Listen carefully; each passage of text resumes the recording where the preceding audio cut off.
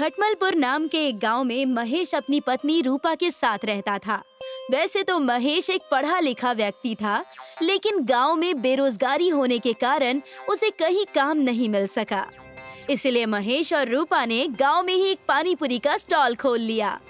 पूरे गांव के लोग वहां पर पानी पूरी खाने बड़े चाव से आया करते थे। खटमलपुर गांव शहर के पास होने की वजह से गांव वालों को शहर का पिज्जा और बर्गर ज्यादा पसंद आने लगा था। इस वजह से पानी पूरी की बिक्री कम हो गई थी और महेश और रूपा परेशान होकर सोचने लगे। देखा रूपा, आज भी हमारा व्यापार कुछ खास नहीं हो रहा है। मुझे तो कभी कभार डर लगता है कि कहीं हम रास्ते पर ना आ जाएं। इसमें डरने की कोई बात नहीं है। अगर आज मुनाफा हो रहा है तो कल हमें थोड़ा नुकसान भी झेलना ही होगा। ये तो नियम ही है ना जी। क्यों ना हम भी शहर के पिज्जा और बर्गर बनाकर बेचें? इससे हमारी आमदनी भी अच्छी होगी और हम कुछ नया भी कर लेंगे। महेश ने जब रूपा से दूसरे व्यापार की बात की, तब रूपा गुस्से से बोली, हमें और कुछ नहीं करना चाहिए जी। पहले ही तुमने दूध का व्यापार करना शुरू किया था और वो ठप हो गया। हम कई सालों तक उसका कर्जा भरते रहे और अब कोई और तमाशा नहीं चाहिए मुझे। अच्छा ठीक है, जैसा तुम कहो। देखो ग्राहक आए हैं, इन्हें तुम पानी पूरी खिलाओ, मैं बाकी के सामान लेकर आता हूँ। गांव शहर के करीब होने के कारण गांव वाले शहर जाकर अपना मनपसंद व्यंजन खाकर आ जाते। इससे महेश की दुकान पर कोई नहीं आता। देखा रूपा, मैंने तुमसे कहा था हमें कुछ और करना चाहिए। देखो अब हमारी पानी पूरी नहीं बिक रही। इसका कोई उपाय हमें सोचना ही होगा। चलिए, आज ग्राहक ही नहीं है, हम आज जल्दी घर चले चलते हैं। महेश और रूपा दुकान बंद करके घर ही जा रहे थे कि बाजार में उन्होंने पिज्जा की दुकान देख ली। दुकान पर कोई नहीं था।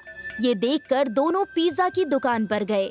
पिज्जा की दुकान पर दीपक और उसकी पत्नी नीलम दुकान न चलने पर मच्छर मार रहे थे। ये देखकर महेश ने दीपक से कहा, क्या बात है दीपक भाई, अकेले बैठ? अरे महेश बाबू आइए, कैसी चल रही है आपकी पानी पूरी की दुकान? हमारा तो ठन ठन गोपाल है, अब तक सुबह से बोहनी भी नहीं हुई है। अरे भाई, हमारी दुकान भी नहीं चल रही थी, इसलिए हम बंद करके घर जा रहे हैं। महेश और रूपा दीपक से बातचीत करके अपने घर चले गए। दीपक के पिज्जा की दुकान की हालत देखकर महेश और परेशान हो गया। देखा तुमने भाग्यवान, कुछ नहीं चल रहा, न पिज्जा न पानी पूरी। अब हम क्या करेंगे, कैसे चलाएंगे अपना घर? मेरे पास एक तरकीब है। आप जाकर दीपक जी से पिज्जा खरीद लाइए। हमारे पास ढेर सारा पानी पूरी का सामान बचा हुआ है। उनसे सस्ते में खरीदकर हम पिज्जा पानी पूरी बनाकर बेचेंगे। ये जरूर गांव में किसी ने नहीं खाया होगा। पिज्जा पानी पूरी, ये कैसे होगा? पिज्जा पानी पूरी जी, हम अपनी पानी पूरी में पिज्जा के फ्लेवर और उसके मसाले डालकर बेचेंगे। आप देखिएगा, हमारी दुकान जरूर चलने लगेगी। चलनी ही चाहिए, वरना मायके गए हुए भी तुम्हें बहुत दिन हो गए हैं। महेश रूपा की बातें सुनकर दीपक की दुकान से जाकर सारा पिज्जा और उसका सामान खरीद लाता है और रूपा के कहे अनुसार पिज्जा पानी पूरी बनाने की तैयारी करने लगता है। देखते ही देखते शाम हो जाती है। पिज्जा पानी पूरी बनकर तैयार हो जाती है। पिज्जा पानी पूरी की सुंदरता देखकर दोनों बहुत खुश होते हैं। देखो तो कितना सुंदर लग रहा है। मैंने एक खाकर भी देखा। मैंने ऐसा स्वादिष्ट व्यंजन सदियों से नहीं खाया था। भाग्यवान, हमारा जीवन बदलने वाला है। शांति रखिए जी। देखिए, ग्राहकों के आने का समय भी हो चला है। बस सब शुभ शुभ हो। उस वक्त महेश के दुकान पर एक बुजुर्ग और उनके 2 बेटे आए, जिन्होंने पिज्जा पानी पूरी खाई और कहा, अरे इतना स्वादिष्ट पानी पूरी अपने गांव में, ये तो लाजवाब है। मुझे पैक करके और दे दो, इससे मैं अपने बाकी के घर वालों को खिलाना चाहता हूँ।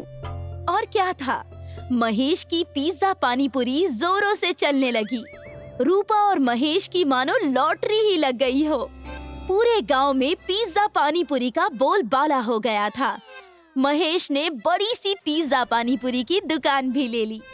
लेकिन ये सब बात दीपक और उसकी पत्नी नीलम को खाए जा रही थी। ये देखकर नीलम ने दीपक से कहा, देखा आपने कैसा हमारा व्यापार उन्होंने ठप कर दिया। हमारे पास आकर हमसे ही पिज्जा का सामान लेकर हमारे पीठ के पीछे छुरा घोंप दिया। उन्होंने कौन सा छुरा घोंपा? उन्होंने मेहनत की है, इसलिए आज वो हमसे ज्यादा खुश हैं और हमारी दुकान भी ठीक ठाक चल रही है।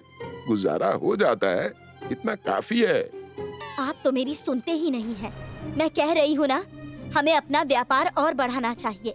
हमें भी पिज्जा पानी पूरी बनाकर बेचना चाहिए, महेश और रूपा की तरह। इससे हमारे पास भी कुछ पैसे आ जाएंगे और हम भी बड़ी सी दुकान खोल लेंगे। नीलम के जिद के कारण दीपक को पिज्जा पानी पूरी की दुकान खोलनी पड़ गई और ठीक महेश के दुकान के सामने दीपक और नीलम अपने पिज्जा पानी पूरी की दुकान लगाने लगे। ये बात जब महेश और रूपा को पता चली तो उन्हें इस बात से बिल्कुल भी परेशानी नहीं हुई, बल्कि महेश ने दीपक की दुकान देखकर रूपा से कहा, दीपक भाई ने दुकान खोल ली है, शायद उन्हें भी पिज्जा पानी पूरी का व्यापार अच्छा लगा। उनसे ही हमने ये सीखा है। चलो अच्छा है। भगवान करे उनकी भी दुकान चलने लगे और तरक्की हो। लेकिन ऐसा नहीं होता। दीपक और नीलम की दुकान ठप हो जाती है। ग्राहक के नाम पर वहाँ पर भी दोनों मच्छर ही मारते हैं। दीपक और नीलम को परेशान देखकर रूपा महेश से कहती है, सुनिए जी, हमें दीपक और नीलम की मदद करनी चाहिए। उनका व्यापार न, कोई ग्राहक उनके पास नहीं जाता। हमें उन्हें इस मुसीबत से निकालना चाहिए। क्यों ना हम उन्हें अपनी दुकान संभालने का मौका दें। भगवान की कृपा से हमारी दुकान बहुत अच्छी चल रही है और तरक्की कर रही है। उन्हें हम इस दुकान पर काम करने दें और हम एक और दुकान खोल लेते हैं जहां हम पिज्जा पानी पूरी बेचेंगे। लेकिन ये बात क्या वो स्वीकार करेंगे? चलिए पूछ कर देखते हैं। महेश और रूपा दोनों दीपक की दुकान पर उसे निराश देखकर अपनी सारी बातें बताते हैं और दीपक और नीलम से उनका जवाब पूछते हैं। मुझे और नीलम को ये बात स्वीकार है। हम आप सबसे जरूर जुड़ना चाहेंगे। आपने हमारी इस मुश्किल घड़ी में मदद की। ये एहसान मैं जिंदगी भर नहीं भूलूंगा। शुक्रिया रूपा और महेश जी, हम आपकी दुकान खूब अच्छे से चलाएंगे। ठीक वैसा ही हुआ। महेश और रूपा ने नई दुकान खोलकर वहाँ पिज्जा पानी पूरी का व्यापार शुरू किया, नई जगह पर, और दीपक और नीलम को अपना पुराना व्यापार चलाने की सलाह दी।